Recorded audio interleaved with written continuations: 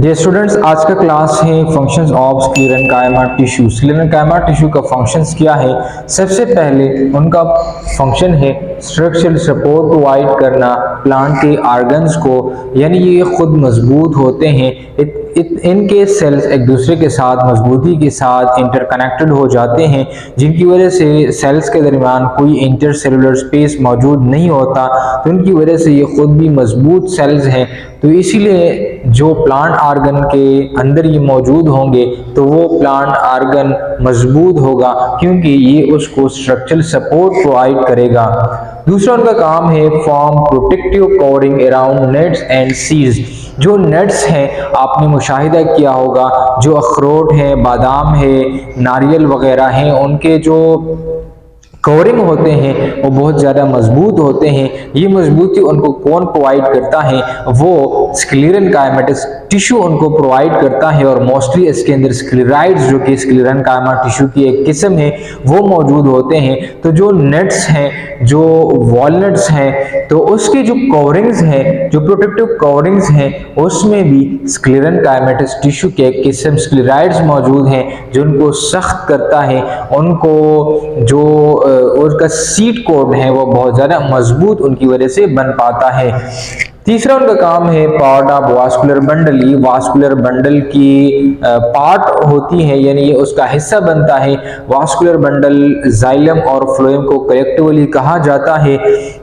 जो xylem tissue है वो डेड सेल से मिलकर बने होते हैं, और उसमें भी यही स्क्लेरेन्काइमेटस टिश्यू मौजूद होता है। और जाइलम का काम होता है पानी को रूट से प्लांट्स के डिफरेंट पार्ट्स तक पहुंचाना, ये जाइलम टिश्यू का काम है। तो जाइलम के टिश्यू में ये पार्ट बनाता है कि उनके साथ शामिल हो, और उनके साथ शामिल होकर ये जो वाटर है उसकी ट्रांसपोर्टेशन का काम है, तो उसमें ये हेल्प करते हैं। इसके साथ जो फ्लोएम है, जो कि फूड, जहां पर फूड बनता है, जो ग्रीन पार्ट्स ऑफ प्लांट्स के अंदर बनता है, तो उसके साथ भी कम्बिनेशन बनाता है, और उसमें ये हेल्प करता है कि वो फूड को अच्छी तरीके से एक जगह से दूसरी जगह ले जाने में वो काम आ सके। तो उसमें भी ये स्क्लेरेन्काइमेटस टिश्यू उसके अंदर मौजूद होते हैं। इसको कंडक्टिव टिश्यू भी कहा जाता है, यानी कंडक्टिव टिश्यू से हमारे मतलब है जाइलम और फ्लोएम। इसके साथ जाइलम वेसल्स और ट्रकीट्स को अगर हम देखें तो ये भी जो स्क्लेरेन्काइमेटस इन नेचर ये होते हैं।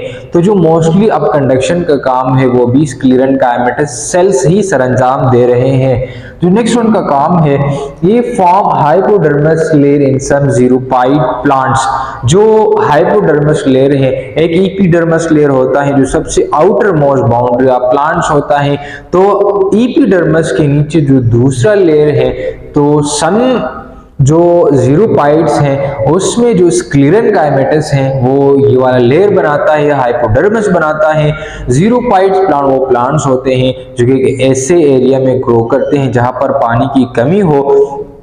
तो ये स्क्लेरेन्काइमेटस टिश्यू एज ए हाइपोडर्मस लेयर के तौर पर उधर मौजूद होता है, ताकि पानी के लॉस को वो बचाया जा सके, पानी के लॉस को रोका जा सके। इट रिड्यूस वाटर लॉस, जो कि मोस्टली स्टोमेटा के जरिए से वाटर की लॉस होती है, तो ये उसको रोकता है। मेनी फाइबर जैसे बेस्ड फाइबर्स हैं, सीड हेयर्स हैं, तो ये भी स्क्लेरेन्काइमेटस इन नेचर होते हैं। और ये मटेरियल जो रॉ मटेरियल टेक्सटाइल इंडस्ट्री के लिए रॉ मटेरियल के तौर पर अवेलेबल होते हैं, और ये एज ए रॉ मटेरियल के तौर पर इस्तेमाल होते हैं, जहां से मुख्तलिफ चीज़ें बनते हैं। तो ये आज का हमारा क्लास। कोई सवाल, कोई कंफ्यूजन हो तो आप कमेंट बॉक्स में ज़रूर पूछ सकते हैं।